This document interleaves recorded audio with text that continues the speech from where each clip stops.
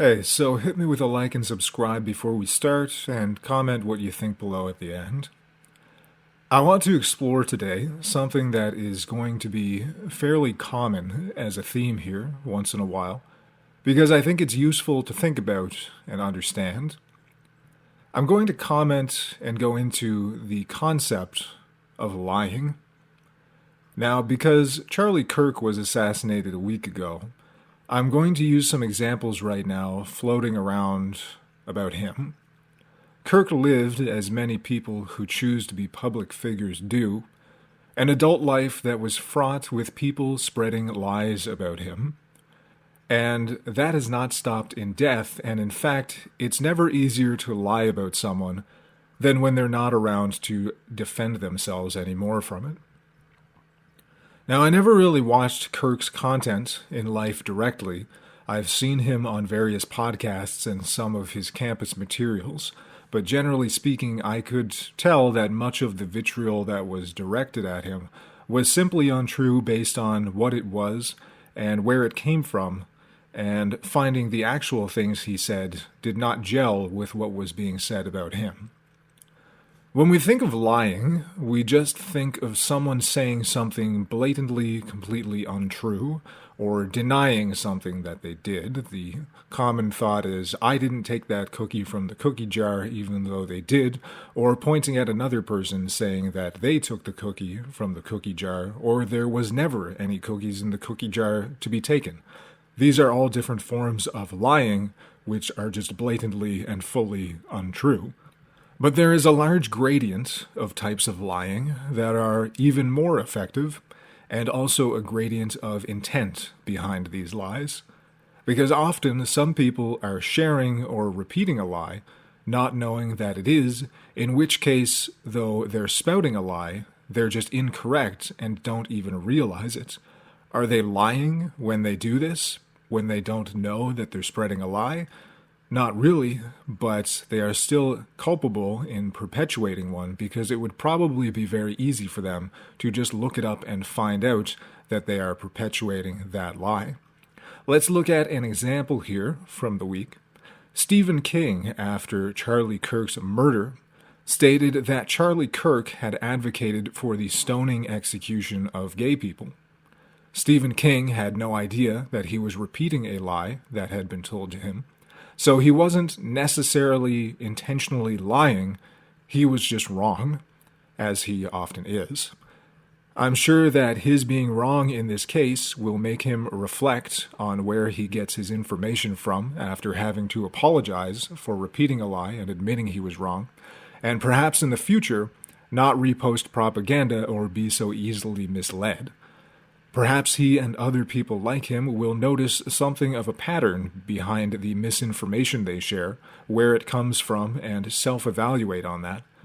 Surely he will not go on to just forget about this and categorize it as just one anomaly instance where the news and his personally politicized algorithmic Twitter feed lied to him, and just assume that everything else they're saying must be true and they only lied to him this one time.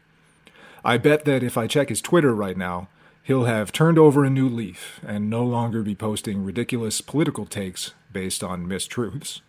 So in that case, Stephen King believed that Charlie Kirk advocated for stoning gay people to death, probably because he was shown or told about a clip that had been passed around in which Charlie was debating someone who was saying that the book of Leviticus is in favor of gay marriage. Charlie countered this person with the passage in Leviticus that states a man who lays with another man should be stoned to death, making the point that maybe the book of Leviticus might have some mixed messaging on that at best.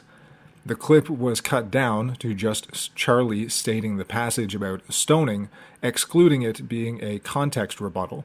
And of course, this was sent around, and people with an IQ of 70 didn't wonder what was said right before or right after that. And that's another point that we hit when we examine lying and people who accept those lies.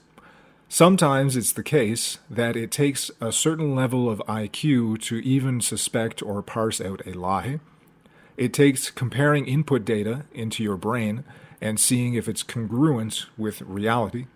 It takes the desire to question or be suspicious. So sometimes people pass on lies like this because they are just dumb. Other times it's based on trusting people they should not trust for really no reason. There's no great reason to trust strangers on the internet or on your TV. Just like you don't have to trust a word I say, you can go out there and see if what I say in my videos comports with reality and call me a liar myself in the comments below if you want to. Lastly, after IQ barrier, and after trust, there is the simple fact that often people want something to be true. They want the lie to be true. They probably know that it is in some way manipulative, disingenuous, or flat out completely made up. But they will perpetuate it anyhow because it would serve their purpose if it were true. This, I think, is actually the majority of political personalities who share stuff like this out of context, news personalities who manipulate stories as well. They know that they clipped it out of context, or they're smart enough to know that it was, but they have an agenda that needs served, and they know they can brute force spread that lie en masse to keep people who also want it to be true based on team ideology on board with the cause and following the narrative they have created. This was not the only Charlie Kirk quote they did this with, and it's a great broad example of what is often used to smear public figures who speak out on this or that issue. Let's ask the question here, what is the difference between these two statements that I have right here? Over the last week, it has been constantly spread that Charlie Kirk was a racist, and I'm going to have a whole video about that sort of lying in the future. And much of it is based on the top quote, the one that begins with black women. I have seen this passed around in many Twitter posts and posts elsewhere. Now, if you search online, you will find thousands and thousands of instances people sharing this quote up here, supposedly from Charlie Kirk, and saying, look what he said about black women. He is racist and misogynist. Out of nowhere, he made disparaging blanket remarks about a race, about women, about their intelligence, and also he then went on to suggest the superiority of white people, thus also making him a white supremacist. Now, if you are the sort of person who is inherently opposed to a Republican white Christian conservative, this is like a jackpot goldmine for you to use, because it confirms all of your preconceived ideas about conservatives and Republicans all in one statement, usually which are formed in your brain by previously hearing more lies like this. It perpetuates the narrative that anyone who voted for Trump is a racist, and so too is Trump. Conservatives are white supremacists, Nazis are taking over the country, etc. The problem is that this quote isn't real. The bottom one is what he said, not about black women as a group, but about 4 specific people who Charlie claimed themselves had come out and stated they were hired based on affirmative action and DEI hiring programs or admittance programs rather than merit. Now let's take a second. Did Charlie lie when he said that about Ketanji Brown Jackson, Michelle Obama, Joy Reid, and Sheila Jackson Lee? Did he lie? Have they all come out and said that they got their positions based on affirmative action or benefited from it? Did they say that? I questioned that when I was looking this up because I always wonder if someone is lying to me, not just based on where they fall on the political spectrum. Anybody. Did these 4 really come out and say this? It sent up a suspicious flag in my operating system. This clip is from a while ago, and searching for older stuff on Google has become absolute mush lately. But I found that yes, Joy Reid wrote in an article on July 12th of 2023 stating, I got into Harvard only because of affirmative action. That is the first lines of the article. She goes on to elaborate. In the case of Ketanji Brown Jackson, when the Supreme Court ruled that race can't be used in consideration for university admissions anymore, which it had been, she dissented to this, but I couldn't find any place where she directly stated, like Joy Reid, that she personally got a position from the policy in any way. At best, she has maybe implied it by arguing for its benefits for black women, but not exactly what Charlie said, so let's take a nuance point off of Charlie on that one. For Representative Sheila Jackson Lee, I'm going to quote directly from herself. She said, "I rise today as a clear recipient of affirmative action, particularly in higher education. I may have been admitted on affirmative action both in terms of being a woman and a woman of color, but I can declare that I did not graduate on affirmative action."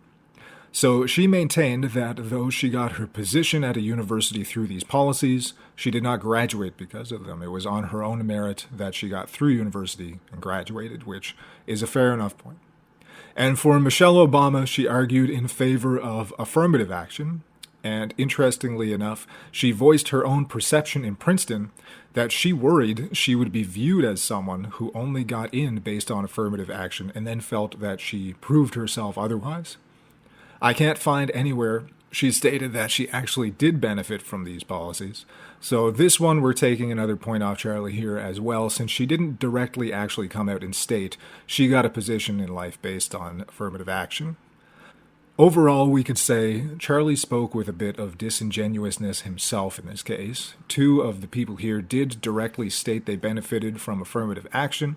The other two just argued in favor of it, and maybe at best could implicitly be suggested it was to their benefit. Okay.